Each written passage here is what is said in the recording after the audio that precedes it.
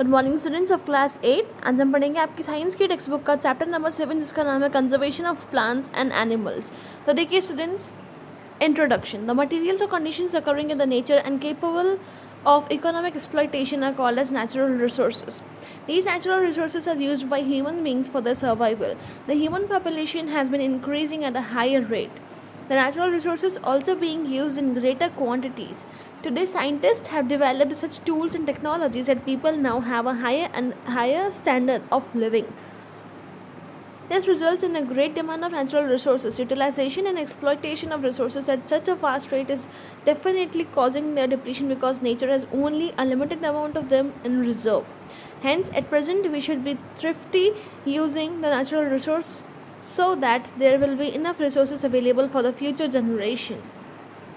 तो स्टूडेंट्स, यहाँ ये पैराग्राफ हमें क्या बताना चाह रहा है कि हमारी जो नेचर है यहाँ पे जितने भी नेचुरल रिसोर्सेज होते हैं, बच्चा नेचुरल रिसोर्सेज क्या होते हैं? जो हमारे आसपास होते हैं, जो हमें नेचर से मिलते हैं एंड उनको हम लोग एक्सप्लॉइट कर सकते हैं, यानी कि हम उन्हें हमारी नीड्स के हिसाब से यूज़ कर सकते हैं, तो उन्हें हम लोग कहते हैं नेचुरल रिसोर्सेज। तो स्टूडेंट्स, ये जो नेचुरल रिसोर्सेज है इनका डेली हम लोग इतना ज़्यादा इनको एक्सप्लॉइट कर रहे हैं, इतना ज़्यादा यूज़ कर रहे हैं कि ये एक बहुत ही हाई रेट पे ख़त्म हो रहे हैं। ओके स्टूडेंट्स, एंड जो साइंटिस्ट है उन्होंने क्या किया है कि उन्होंने हाई स्टैंडर्ड ऑफ लिविंग बनाए हैं लिविंग ऑर्गेनिजम्स के लिए, यानी कि ह्यूमन बींग्स के लिए। जिससे क्या होता है, जो ह्यूमन बींग्स हैं उनको बहुत ज़्यादा नीड होती है नेचुरल रिसोर्सेज की।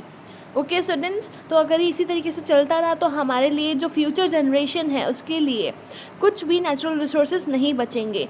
इसलिए हमें क्या करना होगा, जो नेचुरल रिसोर्सेज हैं उनका हमें अच्छे से जुडिशियस यूज़ करना होगा। Students, to protect the environment from harm and destruction after known as conservation, many measures have been taken. तो students, इसी तरीके से इसी चीज़ के लिए, कंजर्वेशन के लिए हमने बहुत सारे मेजर्स लिए हैं। देखिए, substances found in nature of the earth that can be used by humankind are called natural resources. बच्चे natural resources क्या होते हैं? ऐसी चीज़ें, ऐसे substances जो हमारी अर्थ पर प्रेजेंट है, जो हम लोग ह्यूमन बींग्स यूज़ कर सकते हैं, उन्हें हम लोग कहते हैं natural resources. Air, water, land और soil, minerals, flora, plants, fauna, animals and suns energy are all natural resources. तो स्टूडेंट्स, ये सारी किसके एग्जाम्पल्स हैं? हमारे नेचुरल रिसोर्सेज के। बच्चों, फ्लोरा क्या होता है? किसी एरिया में जो प्लांट्स होते हैं उनको हम लोग बोलते हैं फ्लोरा, एंड फौना हम लोग क्या बोलते हैं? किसी एरिया के अंदर जो एनिमल्स होते हैं उनको हम लोग बोलते हैं fauna. It must be clearly understood that conservation does not mean that we have to stop the use of these natural resources completely. It only means that we have to use the resources wisely and judiciously. Conservation is the wise and judicious use of resources. The overuse of wastage of resources would lead to imbalances among the various components of nature. तो students, अगर हम लोग in natural resources को अच्छे से use नहीं करते हैं तो क्या होगा? हमारा जो एनवायरनमेंट है उसके अंदर इकोलॉजिकल इम्बैलेंस आ जाएगा, यानी कि जो हमारी नेचर है वो भी सही से काम नहीं कर पाएगी। स्टूडेंट्स, अब देखिए एम्स ऑफ कंजर्वेशन, यानी कि स्टूडेंट्स कंजर्वेशन के क्या क्या एम्स है? To maintain the ecological processes and life support system such as air, water, land, flora, plants and fauna, animals. These life support systems are interconnected, interdependent and interrelated. Hence, the deterioration of one will affect the rest of the other elements of life support system. तो students, जो हमारा life support system है या फिर जो ecological process है, essential ecological process, जैसे कि जो water, land, flora and fauna, ये सब क्या है बच्चों? इंटर रिलेटेड है, अपन में इंटरडिपेंडेंट है आपस में। अगर एक भी इनमें से अफेक्ट होता है, चाहे वाटर, चाहे लैंड, चाहे एयर, तो क्या होगा? इन सभी के अंदर क्या आ जाएगा? इम्बैलेंस आ जाएगा। To ensure the proper and planned utilization of natural resources so that these are continuously available for utilization. तो स्टूडेंट्स, जो हमारे पास नेचुरल रिसोर्सेज अवेलेबल हैं उनका अच्छे से यूज़ करना, जिससे क्या हो कि हमारे लिए आगे भी जो फ्यूचर जनरेशन है उनके लिए भी ये बचे हुए रहें, ताकि वो भी इनका अच्छे से यूज़ कर सकें। To preserve the biological diversity, both genetic and ecological diversity. बच्चों, जो डाइवर्सिटीज़ होती हैं, 2 टाइप्स की आपको यहाँ बता रखी है, genetic diversity and ecological diversity. Students, तो इनको प्रिजर्व करना। तो ये है हमारे एम्स ऑफ कंजर्वेशन, यानी कि कंजर्वेशन करके हम लोग क्या करना चाहते हैं। नेक्स्ट देखिए, डिफॉरेस्टेशन एंड इट्स कॉजेज। बच्चों, ये बहुत ही ईजी है। डिफॉरेस्टेशन आप बचपन से पढ़ते आ रहे हैं, क्या होता है? बहुत सारे ट्रीज़ का कटना ऑन अ लार्ज स्केल, इसको हम लोग क्या बोलते हैं? डिफॉरेस्टेशन। तो देखिए, forest is an important natural resources However, the forests are under great threat. The trees are being cut to meet various human needs. The clearing of forest or cutting of trees and using the cleared land for other purposes is called as deforestation. Why do we clear forest? Various purposes for which trees are cut are as follows. Number 1, building houses for increasing population, developing industries, creating land for cultivation, using wood as fuel, and using wood for making furniture. Some natural causes of deforestation are forest fires and severe drought. तो students, यहाँ आपको इस पूरे paragraph में क्या बता रखा है कि जो फॉरेस्ट है हमारे लिए बहुत ही इम्पॉर्टेंट नेचुरल रिसोर्सेज है. ओके स्टूडेंट्स, लेकिन क्या होता है कि जो फॉरेस्ट है वो बहुत ही मतलब एक बहुत बड़े ग्रेट डैमेज के अंदर है.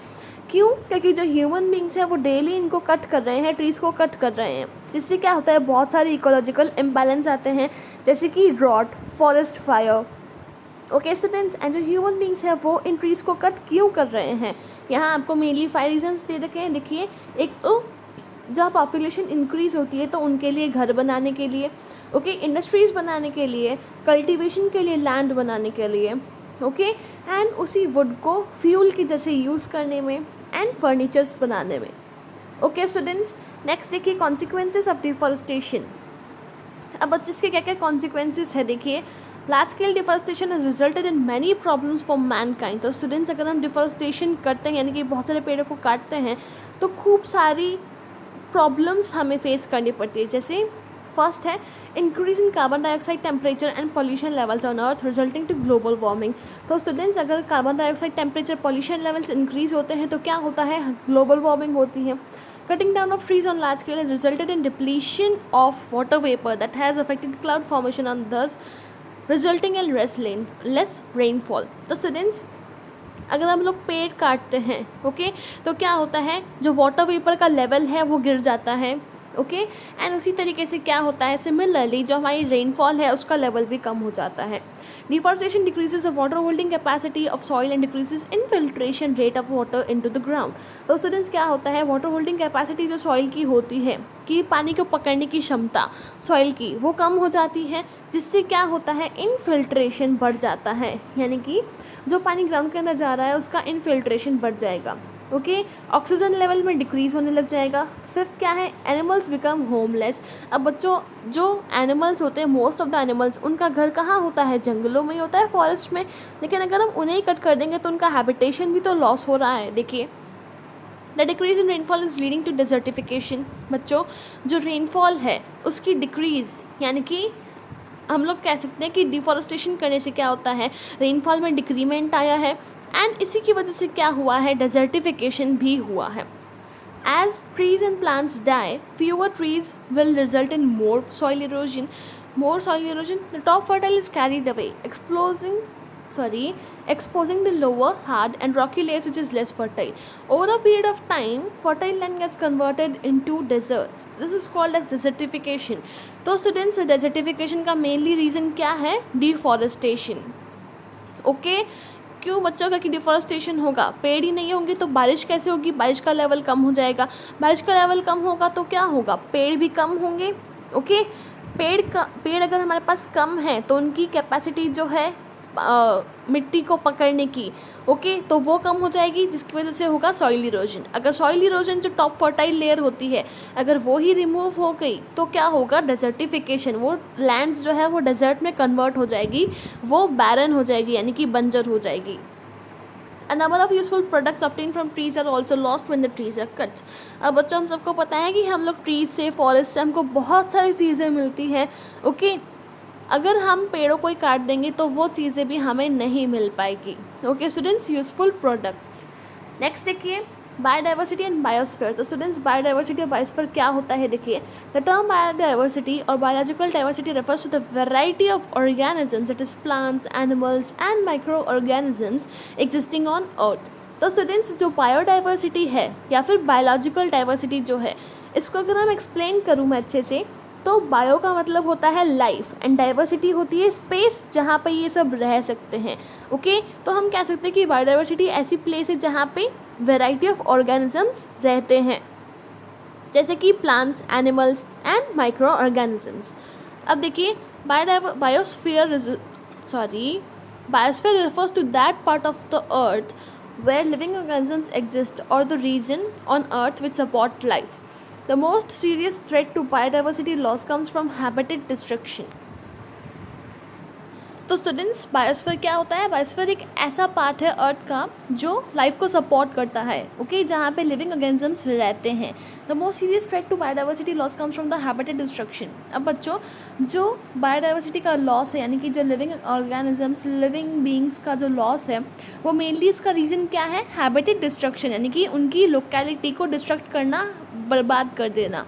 Okay, habitat destruction takes place due to deforestation, construction of dams, cities, industries, crop plants, mines, and many other activities. Extinction refers to disappearance of species.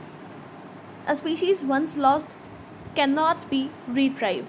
तो स्टूडेंट्स, यहाँ आपको बोला गया है कि जो हैबिटेट डिस्ट्रक्शन है वो मेनली कैसे होता है? अगर जो हम ह्यूमन बींग्स हैं, अगर हम जो ह्यूमन बींग्स हैं वो अगर डिफॉरेस्टेशन करते हैं या फिर कहीं पे डैम्स को बिल्ड करते हैं, सिटीज़ में इंडस्ट्रीज़ लगाते हैं, क्रॉप लैंड्स बनाते हैं, माइंस, और भी जो भी एक्टिविटीज़ होती है स्टूडेंट्स, अगर हम लोग वो करते हैं तो क्या होता है? जो मोस्ट ऑफ द एनिमल्स है जो फॉरेस्ट में रहते हैं उनका हैबिटेट डिस्ट्रक्शन होता है. ओके एंड बच्चों, फिर यहाँ पे आपको एक्सटेंशन की डेफिनेशन दी है कि एक्सटिंक्ट स्पीशीज़ क्या होते हैं? ऐसी स्पीशीज़ जो वापस कभी भी नहीं आ सकते हैं, जिनको हमने लॉस्ट कर दिया है, जिनको हम अब यहाँ पे मतलब इस वर्ल्ड में अब वो नहीं है, उन्हें हम लोग बोलेंगे extinct species. In simple words, the species of plants and animals which have already been lost are called as extinct species. यानी कि स्टूडेंट्स, ऐसी स्पीशीज़ प्लांट्स और एनिमल्स की जो ऑलरेडी लॉस्ट हो चुकी है, जो ऑलरेडी ख़त्म हो चुकी है, उन्हें हम क्या बोलेंगे? Extinct species. For example, the entire population of dodo didus ineptus, a unique bird of Mauritius, was killed by natives for food in 17th century and the bird became extinct. In our own country, we have some similarly lost forever about 35 species of wild animals, 95 of wild birds, and several of other wild animals. For instance, the two-horned rhinoceros of Sundarbans, Indian cheetah, Siberian tiger, golden langur, Himalayan quail, pink-headed duck, golden eagle, etc. have already disappeared from Indian fauna in recent past. The extinct plants in our country are Brahmkamal and Sarpagandha. तो students, यहाँ आपको animals and जो plants है जो extinct हो चुके हैं उनके आपको नेम दे रखे हैं, तो ये आपको जस्ट रीड आउट करना है. एंड जो मेन यहाँ पे एनिमल्स दे रखे हैं आपको, जैसे कि Indian cheetah, Siberian tiger, golden langur, Himalayan quail, pink headed duck, golden eagle, ये एंड जो ब्रह्म कमल एंड सर्पगंधा जो है, ओके, तो इनके आपको नाम याद करने हैं. नेक्स्ट देखिए, threatened species are those species which are greatly reduced in number. तो स्टूडेंट्स, यहाँ आपको डेफिनेशन दे रखी है थ्रेटन स्पीशीज़ की. तो ये ऐसी स्पीशीज़ होती हैं जो ऑलरेडी नंबर में कम हो चुकी है. Okay, their natural habitats have been disturbed due to which these are near to extinction and likely to become extinct if corrective measures are not taken. तो स्टूडेंट्स, ये ऐसे स्पीशीज़ है जो ऑलरेडी एक्सटिंक्ट होने वाले हैं, अगर इनके ऊपर कोई मेजर्स नहीं लिए गए, कोई एक्शन नहीं लिया गया, तो ये भी एक्सटिंक्ट हो जाएंगे. A threatened species is one that is liable to become extinct if it is not allowed to realize its full biotic potential by removing the cause of threat, which may be habitat deterioration, depletion of food, over exploitation और presence of exotic species. तो students, अगर हम ऐसे चीज़ों को, यानी कि ये जो आपको कॉजेज़ दे रखे हैं यहाँ पे, अगर हम इनको रिमूव कर देते हैं और ये थ्रेटन स्पीशीज़ अगर फिर से नॉर्मल स्पीशीज़ बन जाती हैं, तो ये हमारे लिए बहुत अच्छा होगा. तो इसको हमें करना चाहिए. Okay, students, there is an international body which maintains the record of threatened species. It is International Union of Conservation of Nature and Natural Resource, IUCN. It has headquarters at Moors, Switzerland. तो students, इन सब चीज़ों को control कौन करती है, यानी कि species कितने बचे हैं, कौन सी स्पीशीज़ एंडेंजर्ड है, थ्रेटेंड है, एक्सटिंक्ट है, कौन ये सब ध्यान रखता है? International union of conservation of nature and natural resource, जिनको हम लोग क्या बोलते हैं? IUCN. ओके, नेक्स्ट देखिए, conservation of forest and wild life biodiversity. तो स्टूडेंट्स, हम क्या क्या मेजर्स ले सकते हैं जिनसे हम फॉरेस्ट और वाइल्ड लाइफ को कंजर्व कर सकते हैं? देखिए, first is cutting of trees should be avoided, planting of trees should be undertaken, hunting of animals which is banned should be strictly enforced, illegal trade in animal skin and elephant tusk should be checked, dependence on wood such as fuel should be reduced. Alternate sources of energy should be encouraged. To protect the flora and fauna, protected areas like biosphere reserves, national parks, sanctuaries have been earmarked. Effective systems to prevent and fight forest fires should be established. Regular surveys to monitor the population of all the species in forests should be conducted. Governments should make strict rules and laws for protection of forests. We all have to play a role in conservation of forests. Environment awareness programs for the masses should be conducted on a large scale. Non-governmental organizations, NGOs, should be provided encouragement to undertake the conservation work. तो students यहाँ जो आपके कुछ measures दे रखे जिससे हम लोग forest को एंड वाइल्ड लाइफ को प्रोटेक्ट कर सकते हैं.